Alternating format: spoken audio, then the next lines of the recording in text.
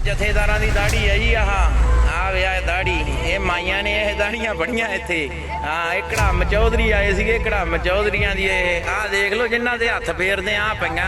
ਪਰ ਅੱਜ ਜਿਹੜੀ ਆਹ ਵੀਡੀਓ ਦੇਖੀ ਹੈ ਜਿਹਦੇ 'ਚ ਸਾਡੇ ਕਿਸੇ ਬਜ਼ੁਰਗ ਦੀ ਚਿੱਟੀ ਦਾੜੀ ਨੂੰ ਕੁੱਟਿਆ ਗਿਆ ਔਰ ਕੁੱਟਣ ਤੋਂ ਬਾਅਦ ਕਿਵੇਂ ਮੀਡੀਆ ਦੇ ਵਿੱਚ ਪਬਲਿਸ਼ ਕੀਤਾ ਗਿਆ। ਆਹ ਬਾਦਲ ਦੇ ਦਿਹਾੜੀਏ ਆਏ ਸੀ। ਆਹ ਵਿਆਹ ਆਹ ਦੇਖ ਲਓ।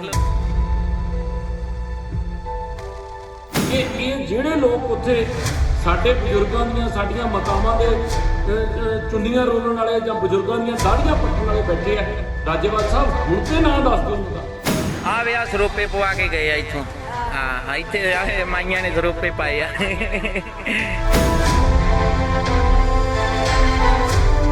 ਮੈਂ ਸਾਰੇ ਮੋਰਚੇ 'ਚ ਬੈਠੇ ਕਿਸਾਨ ਵੀਰਾਂ ਨੂੰ ਵੀ ਬੇਨਤੀ ਕਰੂੰਗਾ ਜਿਹੜੇ ਖੱਬੇ ਸੱਜੇ ਵੀਡੀਓ ਬਣਨ ਵੇਲੇ ਖੜੇ ਸੁਣ ਰਹੇ ਸੀ, ਉਹ ਬਜ਼ੁਰਗ ਤੁਹਾਡੇ ਸਾਡੇ ਵੀ ਹੋ ਸਕਦੇ ਆ।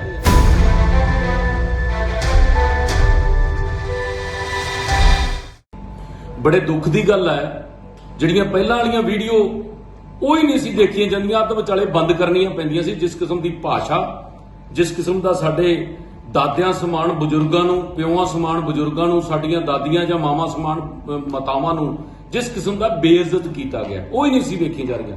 ਪਰ ਅੱਜ ਜਿਹੜੀ ਆਹ ਵੀਡੀਓ ਦੇਖੀ ਹੈ ਜਿਹਦੇ 'ਚ ਸਾਡੇ ਕਿਸੇ ਬਜ਼ੁਰਗ ਦੀ ਚਿੱਟੀ ਦਾੜੀ ਨੂੰ ਪੁੱਟਿਆ ਗਿਆ ਔਰ ਪੁੱਟਣ ਤੋਂ ਬਾਅਦ ਕਿਵੇਂ ਮੀਡੀਆ ਦੇ ਵਿੱਚ ਪਬਲਿਸ਼ ਕੀਤਾ ਗਿਆ, ਇਹ ਪੰਜਾਬ ਦੀ ਸਾਡੀ ਇਹ ਤਾਂ ਕੋਈ ਸ਼ਿਸ਼ਟਾਚਾਰ ਜਾਂ ਸਕਾਫਤ ਦੇ ਵਿੱਚ ਨਹੀਂ ਆਉਂਦਾਗਾ।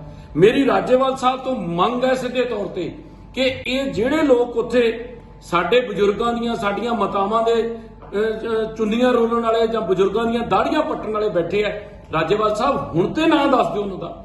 ਹੁਣ ਤਾਂ ਉਹਨਾਂ ਨੂੰ ਬਾਹਰ ਕਰ ਦਿਓ ਜਿਹੜੇ ਉੱਥੇ ਇਸ ਕਿਸਮ ਦੇ ਲੋਕ ਬੈਠੇ ਆ। ਗਿਣਤੀ ਜਿੰਨੀ ਕਹੋਗੇ ਸ਼੍ਰੋਮਣੀ ਅਕਾਲੀ ਦਲ ਬੰਦੇ ਉੱਥੇ ਭੇਜ ਦੂਗਾ। ਪਰ ਰਾਜੇਵਾਲ ਸਾਹਿਬ ਬੇਨਤੀ ਹੈ ਤੁਹਾਨੂੰ ਕਿ ਤੁਸੀਂ ਅੱਜ ਵੀ ਇਹ ਕਿੱਥੇ ਲਿਖਿਆ ਕਿ ਸਾਡੇ ਬਜ਼ੁਰਗਾਂ ਦੀਆਂ ਦਾੜੀਆਂ ਪੱਟੀਆਂ ਜਾਣ। ਮੈਂ ਸਾਰੇ ਮੋਰਚੇ 'ਚ ਬੈਠੇ ਕਿਸਾਨ ਵੀਰਾਂ ਨੂੰ ਵੀ ਬੇਨਤੀ ਕਰੂੰਗਾ ਜਿਹੜੇ ਖੱਬੇ ਸੱਜੇ ਵੀਡੀਓ ਬਣਨ ਵੇਲੇ ਖੜੇ ਸੁਣ ਰਹੇ ਸੀ, ਉਹ ਬਜ਼ੁਰਗ ਤੁਹਾਡੇ ਸਾਡੇ ਵੀ ਹੋ ਸਕਦੇ ਆ। ਇਹ ਕਿਹੜੇ ਰਾਹ ਪਏ ਆ? ਅਸੀਂ ਲੜਨਾ ਮੋਦੀ ਦੇ ਖਿਲਾਫ ਹੈ, ਦਾੜੀਆਂ ਅਸੀਂ ਆਪਦੀਆਂ ਪੁੱਟੀ ਜਾਂਦੇ, ਉਹ ਤਾਂ ਹੱਸਦੇ ਹੋਣਗੇ ਸਾਡੇ ਤੇ। ਇਸ ਕਰਕੇ ਮੈਂ ਰਾਜੇਵਾਲ ਸਾਹਿਬ ਤੋਂ ਫਿਰ ਮੰਗ ਕਰਦਾ ਕਿ ਇਹਨਾਂ ਲੋਕਾਂ ਦੇ ਨਾਂ ਨਸ਼ਰ ਹੋਣੇ ਚਾਹੀਦੇ ਆ ਔਰ ਇਹਨਾਂ ਲੋਕਾਂ ਨੂੰ ਜਿਹੜੇ ਸਾਨੂੰ ਪਾੜਨ ਤੇ ਲੱਗੇ ਹੋਏ ਨੇ ਇਹਨਾਂ ਨੂੰ ਮੋਰਚੇ 'ਚੋਂ ਬਾਹਰ ਕਰਨਾ ਚਾਹੀਦਾ ਔਰ ਮੋਰਚੇ ਦੇ ਵਿੱਚ ਜਿੰਨੀ ਗਿਣਤੀ ਚਾਹੀਦੀ ਹੈ ਸਾਰੇ ਪੰਜਾਬ ਦੇ ਕਿਸਾਨ ਇਕੱਠੇ ਹੋ ਕੇ ਭਾਵੇਂ ਵੱਖ-ਵੱਖ ਪਾਰਟੀਆਂ ਦੇ ਵਿੱਚ ਕਿਸਾਨ ਸਾਰੀਆਂ 'ਚ ਨੇ, ਇਹ ਆਪੇ ਵਧਾ ਲੈਣਗੇ।